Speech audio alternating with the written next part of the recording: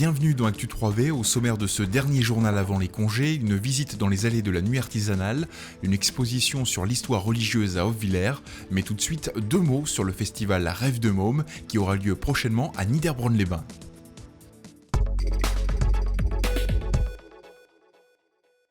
Pour sa 5e édition, le festival Jeux de Môme change de nom. Rêve de Môme met toujours le jeu à l'honneur, mais plus seulement. Le réseau d'animation intercommunal a invité des compagnies d'artistes de toute la France pour animer Niederbronn et son canton. Il y a beaucoup de familles qui partent pas en vacances sur notre territoire, de moins en moins. On sait aussi tous les problèmes qu'ont les familles sur le pouvoir d'achat, par exemple. Donc il y a plein de familles qui ne partent plus en vacances et qui partiront de moins en moins.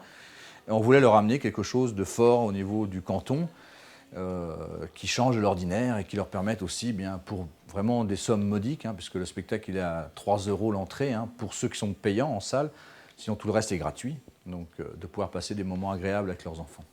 Plus encore que par le passé, cette semaine sera placée sous le signe des festivités, mais aussi de la convivialité. On a fait en sorte, dans la manière dont on va gérer ce festival, que les artistes, les familles, les enfants, les bénévoles qui vont œuvrer pendant ce festival vivent une densité complète et globale sur l'ensemble des 6 jours de la manifestation.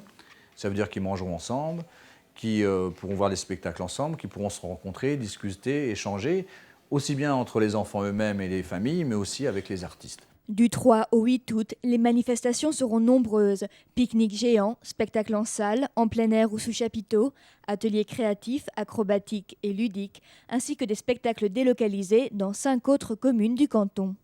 Un des points forts du festival, la prestation d'Alain Schneider. Au niveau de l'enfance, Yannick Noah est aux jeunes ce que Alain Schneider est à l'enfance. C'est un musicien, un chanteur, poète qui a sorti à peu près une dizaine de CD aujourd'hui et qui est repris dans toutes les écoles de France sur les thèmes qui lui sont chers. Vous pouvez vous procurer le programme complet de cette semaine de festivités à l'Office du tourisme de Niederbronn ou sur le site internet du réseau d'animation intercommunal.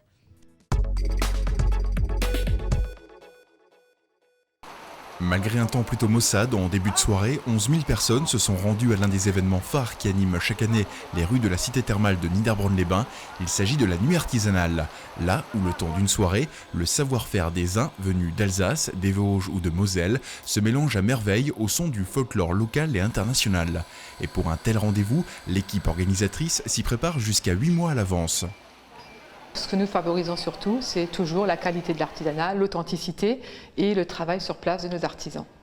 Fort d'une expérience de 23 années maintenant dans l'organisation d'une telle manifestation et dans le but de satisfaire d'année en année la clientèle, l'Office de tourisme mise sur les nouveautés. On a chaque année quand même 30% de nouveaux artisans qui viennent nous rejoindre. On essaye aussi de faire en sorte que le public qui arrive se retrouve dans cette soirée, reparte satisfait et surtout qu'on ait répondu à leurs attentes. Parmi les nouveaux ateliers, celui de Julie Gonce. Sa spécialité, le travail du verre en fusion. Une technique qui lui permet de créer aujourd'hui de nombreuses sculptures destinées principalement à des aménagements extérieurs et intérieurs. Une activité qu'il anime depuis 1998 et dont elle souhaiterait en faire son métier avec l'ouverture prochaine de son entreprise. Je travaille le verre à la flamme et aujourd'hui en France c'est une technique qui devient vraiment très rare et on est une quinzaine d'ateliers sur toute la France à travailler le verre au chalumeau. Soufflé, je précise bien. Pour Raymond Vetta, c'est sa 3e participation et son truc à lui, c'est la mosaïque contemporaine en pierre naturelle. Tout un art qu'il exerce depuis 12 ans maintenant et qui procure à cet ancien commercial en retraite un passe-temps loin du stress de l'époque.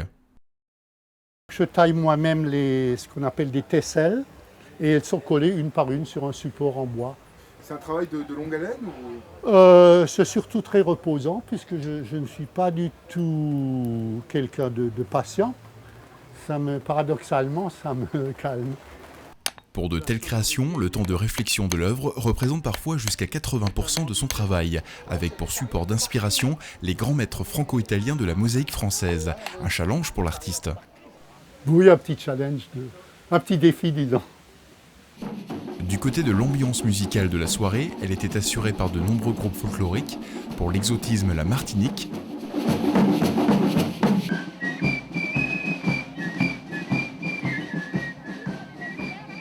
Plus traditionnel, des fifres d'Italie, ainsi que des musiciens et danseurs bretons venus de Saint-Malo, invités de cette édition, sans oublier les groupes et orchestres locaux.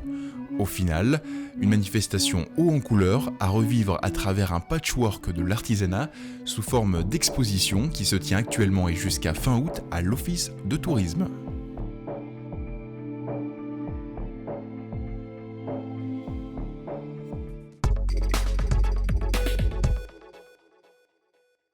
Bible, cantiques, imagerie, versets et préceptes de vie, une nouvelle exposition au musée d'Oeuvillers met en valeur les éléments du patrimoine local dans les villages protestants des Vosges du Nord au XIXe siècle. La population a fortement été conditionnée par la foi luthérienne et donc on montre les éléments qui existaient au XIXe siècle dans les maisons. Tous les objets qui sont présentés, on les a rassemblés dans les maisons d'Oeuvillers et des villages alentours.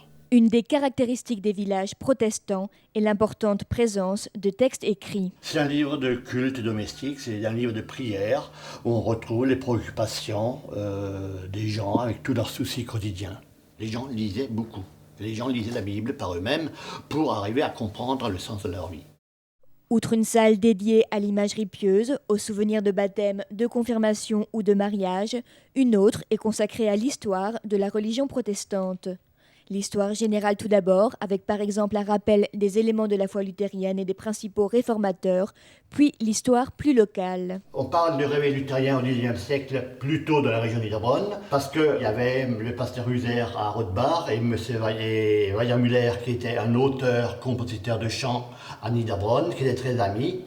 Et ils ont marqué la région par le réveil des thèses luthériennes par rapport au rationalisme qui avait cours dans l'Église au début du XIXe siècle.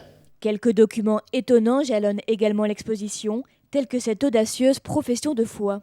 Suivant la lecture, si on lit en colonne, il renie la foi catholique et il se déclare luthérien. Si on le lit en ligne, c'est tout à fait l'inverse. Il renie la foi luthérienne et il se déclare catholique.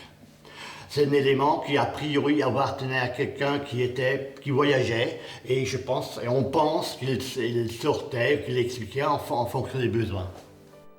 Objets de culte, pages de livres de catéchèse, fresques sur poteaux corniers et bien d'autres richesses sont à découvrir cet été et jusqu'à fin septembre au Musée des Arts et Traditions Populaires à Oeuvillers.